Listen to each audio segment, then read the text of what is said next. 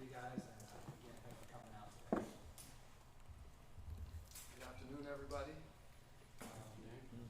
Fire away. I'm ready. How would you summarize the disappointment of this season? I mean, honestly, the word you use is disappointing. I mean, it's not what we expected. It's not what we envisioned, and I think you used the perfect word, disappointing. Luka, what is your reaction to the league starting this investigation, and what do you know about that process at this point? I don't know much. I think it's a great question, but I really can't. I mean, there's not really much I can comment on an ongoing investigation. I think eventually there'll be a resolution, and then we'll be able to comment. How did you guys come to, as Jason Kidd said it, that organizational decision?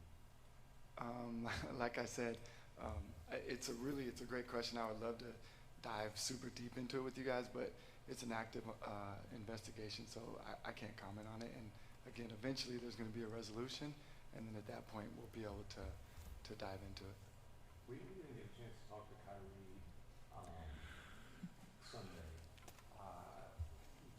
What conversations have you had with him about his future as he goes into free agency, and where's your optimism that you guys will be able to accomplish your top priorities being set and keep them? Yeah, we did exit interviews with all the players. We did Kyrie yesterday. Had a great conversation, and I think the things that he said along the way about how he feels here, how he feels appreciated, how he feels accepted and allowed to be himself. I think those are the things that he said kind of consistently, and that's what gives me the optimism that he wants to be here. Do you think Kyrie is a max player now that you guys should be able to pay him or offer him more than anybody else can? You know what? Like when you talk about like money and years, like I don't think that's fair to talk about that, because that's going to be part of the negotiation when we're allowed to actually do it. But Kyrie's definitely somebody that we want here, and we're excited about the potential of him being here. Why do you think the record with the games that you guys had Kyrie and Luka together wasn't better? That's another great question. I think the two work together. I think Luka and Kai work together. I think I've said this several times to most of you. I think when you have that talented of a player and that talented of two players, I think they work together. I really think it's the players around them. I think the players around them kind of knowing their role with having those two guys out on the floor at the same time. I think that's the thing that we need to work on. What progress did you see Jaden Harden make this season? Oh my goodness, amazing. 37th pick. Started out in the G League to where he ended the season, like just amazing. Like literally, month to month, you saw the guy progress. At the beginning of the month, he learned to be a pro. The next month, he learned, he's able to see passes that he didn't see early on. The way he can score the ball, pretty much at all three levels. The way he just attacks. He's a special kid. What type of improvements do you expect him to make this season? I think he's going to continue to grow. He's a gym rat. I mean, literally, if you go month to month and watch his progression, like you can almost, see it like a bar graph. And I think he continues that path because he's going to be in the gym. That's just the type of kid he is. Even though you didn't get the results you wanted after you made the trade for Kyrie, what is it specifically about him that you feel like he is best suited to be here for this franchise moving forward?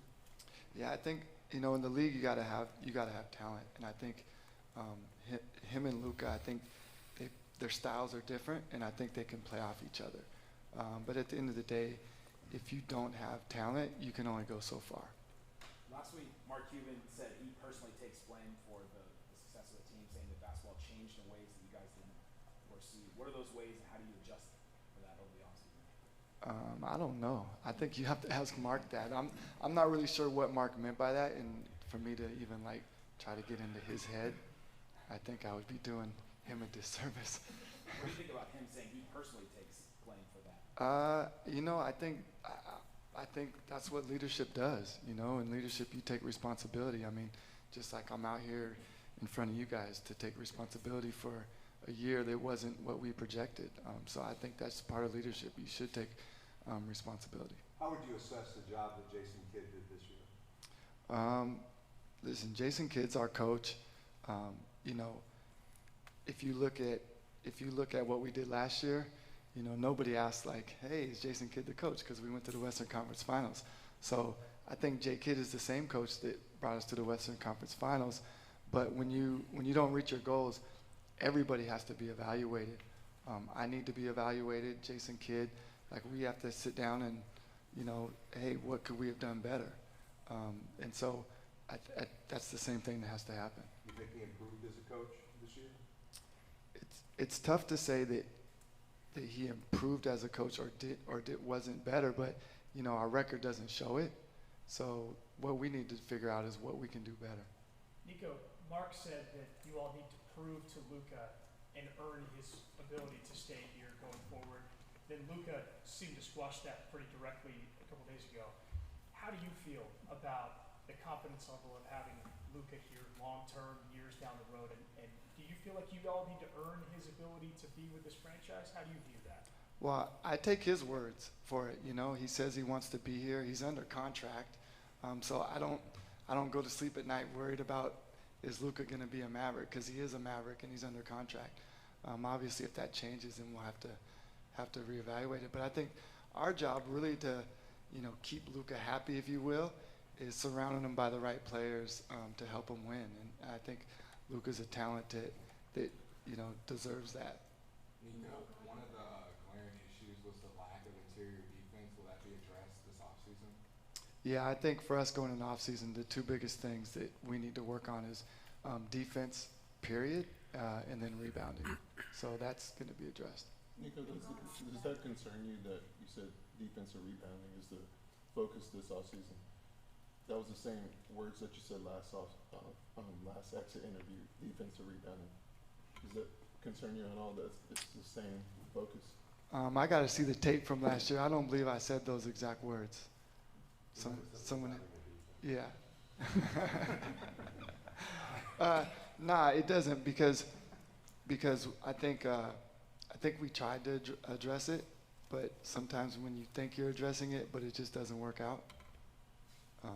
You know, again, if we, you know, one of the things, if you look at the difference between last year and this year, we literally just didn't. I mean, statistically, we just didn't play good defense. But last year, we were much better. So that's why I don't think I would have said defense last year, because we were I think a top 7 or top 10 team defensively. So that was actually good. Now we didn't block shots and we didn't rebound well, but in terms of defense, we were pretty good last year. It was in regards to the interior big man. Oh yeah, but I was just talking overall in general, like defense. I think this year it's not about big or small, just defense overall. Like, we weren't very good this year, and so that's going to be a focus. What do you think that is?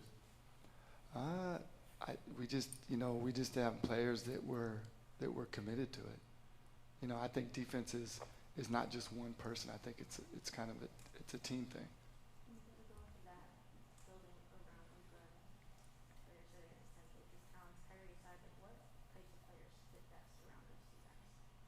I think you start off, I mean, defense and rebounding for sure. I think that's important, but basketball IQ.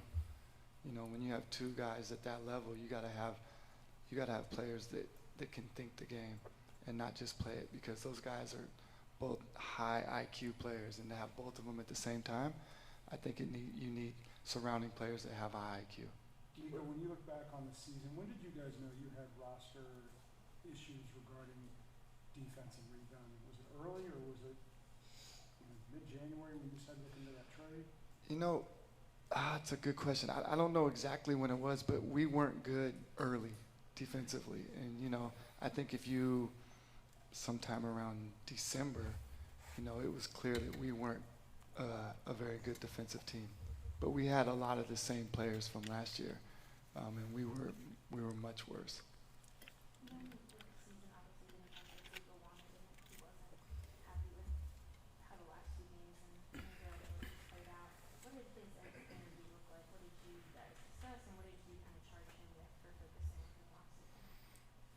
I'm not going to tell you what we discussed. Our conversations, like, we talk a lot. Those conversations are going to remain private, but it wasn't just the exit interview. Like, we consistently talk throughout the year, and his goal is the same as our goal. How can we be better? So we talked a lot about, hey, what do we need to be better? Because he's going to give his opinion as well, and so we want to hear that. How I'm sure can you Luka got be that, better? I'm sure you got analytics and who knows what else, but how do you go about weighing when guys like Josh Green and Hardy are ready and able to take on whatever bigger role is than both of them have this year? I'm sorry. How do you get to that point where you say, okay, we got these two guys that we know we can plug in at this point, and it's a place where you can feel comfortable with? Well, I think as we kind of close the books on this year and we look for next year, like we look at those guys as like, okay, we don't have to worry about this position or that position because those two guys kind of lock that down. So I think we look at it as a positive thing. How can Luka be better? How can Luka be better? I think Luka can. One, Luka's an amazing player. I think that's first and foremost. I think, probably play on both sides of the ball. And he's 24 years old. I think eventually, or not eventually, but he's going to continue to grow as a leader. I think he's done a good job. I saw the interview with you the other day, the question you asked, and he's been, I think he's shown leadership that way, and I think he'll continue to grow that way. Where are you in terms of interest in the Josh Green extension getting done this summer? Just like any other free agent questions, I'm not gonna talk about that yet. Obviously we can't do it anyways. So when it's time to handle, we'll definitely worry about it then. You said the season wasn't what you envisioned. Did you kind of re-envision what it could have been at the Kyrie trade, or was there enough concern about the defense then that you were worried about how far this team could go? Do you think that trade was something that could have sparked a run similar to last year? Yeah, I didn't know. The difference, if you look at last year's trade that we made with Porzingis, we were rolling before the trade. And so once we made the trade, we just continued to roll. We just had more depth. We weren't playing very well pretty much all year. We've been consistently inconsistent. So I didn't know if this would be like a magic pill. I don't think I had like any visions of that, but I figured it couldn't be worse than what it was. And I also looked at it as a long-term play, not a short-term play. Getting this trade wasn't for the 3 months. And speaking of the longer term, you say you can rest well knowing Luka's under contract, but how worried are you? Does it keep you up at night on keeping Luka happy here? I don't know what keeping Luka happy here means. If you win, then I'm assuming he's going to be happy. If we win and he's not happy, then I wouldn't know how to keep him happy. So I think the goal is to win. And if I'm assuming that works, it'll work for me. You guys got Christian Wood, and it seemed like his timeline here was a little spotty. How would you assess how he did here with this team this season? I thought Christian Wood was efficient. I think that he made the most of the time that he played. Offensively, he's amazing, and I think the minutes that he had, he's a really efficient scorer. How did the absences over, dating back to last summer, Jalen Brunson, Boban, and then in the Kyrie trade, Dorian Finney-Smith and Spencer going out? How did those absences affect and change this team this season? You asked a lot. No, I'm not even trying to be funny, but you went from Boban to Finney-Smith and everybody in between. Like, really, what do you want me to answer? I'd be curious how it affected the locker room and this team's culture, which was something that you guys were proud of last season. I think we have a lot of high character guys in the locker room. I think when you lose guys that have been around for a long time, that's obviously going to affect that. But we had high character guys in the locker room this year, and I think we'll continue to have high character guys. Do you feel like it was as much of a strength as it was last season? Maybe it wasn't as much of a strength, but I don't think it was a negative. You mentioned that Luka can ascend to a bigger leadership role, but in the here and now, who are the leaders in the locker room right now? Who are those guys that the younger players can turn to? Well, one, Luka for sure. I mean, he is a leader. I'm just saying there's levels of leadership. You know, one of the things I always talk about myself is that, you know, people come to me and ask me like, hey, you've been a leader of massive amounts of people and teams. You know, what do you do as a leader? What's your thing? And I always say, well, my leadership style is under construction because I'm always getting better. You and I might have a conversation and you tell me how you lead your team and something might be like, oh, wow, that's interesting. I'm going to use that. And that's what I mean by under construction. So my point in Luka is a leader, but as he gets older, he's always going to get better because he's going to learn more. He's going to hear things that I didn't think about that. So definitely Luka's a leader. No, I didn't mean it so much as is he a leader or not, but who's galvanizing the locker room? I mean, because there has been turnover, and there have been guys who have been here for a long time that were part of that culture. So kind of moving forward, who are those leaders, maybe in addition to Luka, that can kind of form a nucleus? Yeah, I mean, a lot of the nucleus is still here. You know, Maxi's still here, Dwight's still here. Well, he's a free agent. So you just want me to talk about the guys who are under contract, well, because my point is, if you look at last year, a lot of the guys are still here. Dwight, Maxi, Josh, Reggie. So we have a nucleus of guys that kind of form a leadership group, if you will. And then you bring in JaVale, who's won 3 championships, and have him bring some leadership qualities. So yeah, leadership isn't an issue. Nico, I know the draft is over a month away. You know, a lot of things can happen between now and then. What type of player are you guys looking for in the draft?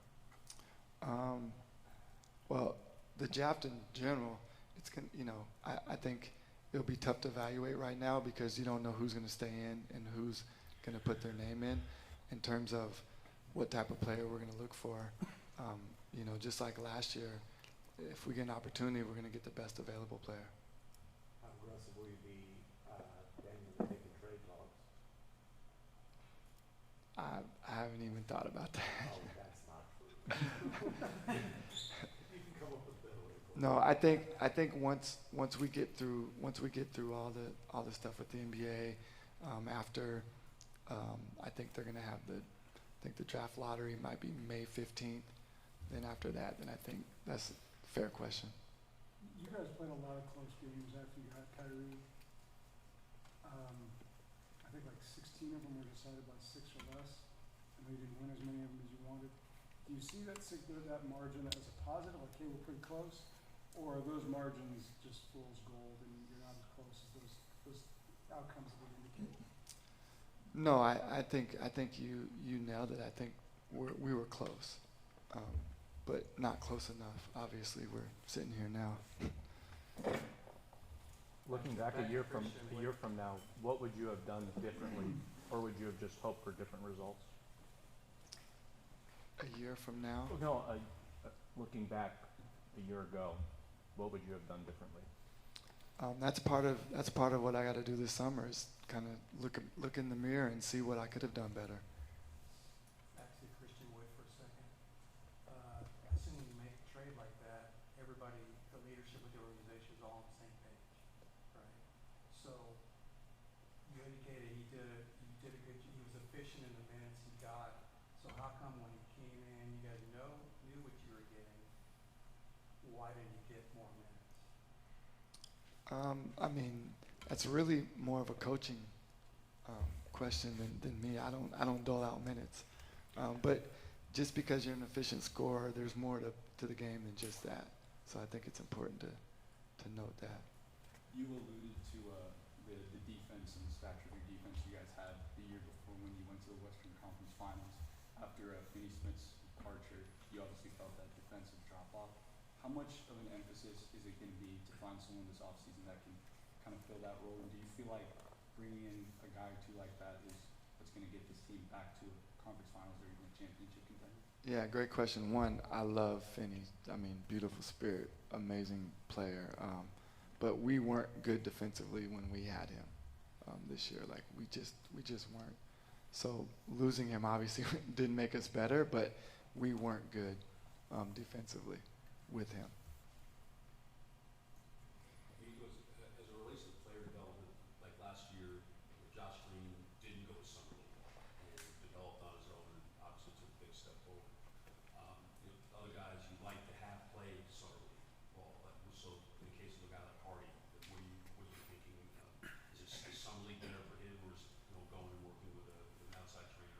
Oh yeah, so Josh definitely completely developed, and our staff deserves a lot of credit for his development. And I know the guy he works with in the summer, he's great, but our staff definitely deserves a lot of credit for that, just as well as Jaden's developed, and he's going to play summer league. I think he might have mentioned it in his exit interview. What's a reasonable goal for Jaden next year in terms of role? An everyday player. I think that's reasonable, a rotation player. What's the job of a GM in the NBA these days when it's a constant arms race in the West? To get as many arms as you can. No, honestly, I think it's to try to put the best team together to give the coaches and the players a chance to win. Nico, what would you tell fans who are frustrated about this season and still some confidence in them that this thing is actually going the right way, and they feel invested and they feel like, you guys know what you're doing, basically? Yeah.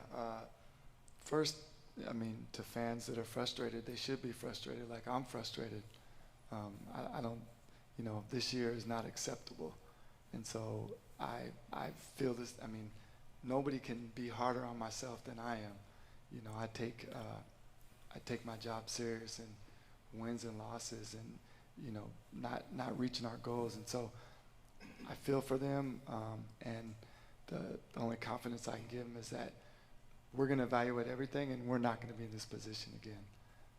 And I've said this, several times, like when you don't reach your goals, like everybody needs to be evaluated, myself included. So I don't put myself above being evaluated when you don't reach your goals. What was your second year like as GM, especially coming from outside the NBA? What was your comfort level, and just what did you learn? My comfort level was better. Obviously, I kind of knew what to expect. The results were worse, so that's not as good. So maybe my third year, maybe my comfort level will be worse, but the results will be better. I'll take that. What's something you wish you knew the first day coming in that you know now?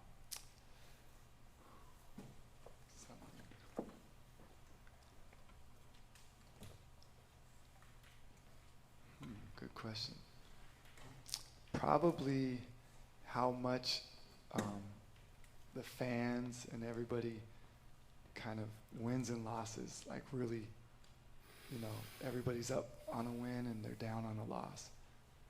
Do you believe that this team still believes in Jason Kidd, and that they rally behind him, that they believe that he can lead this team to be successful?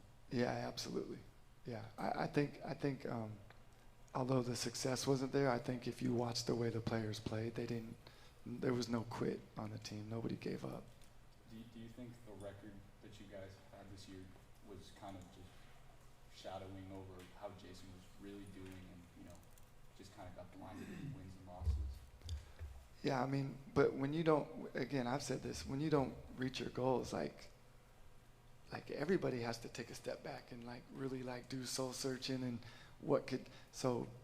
could Jason have done stuff better? I hope so. Could I have done stuff better? Absolutely. So, when you don't reach your goals, those are the type of conversations you have to have.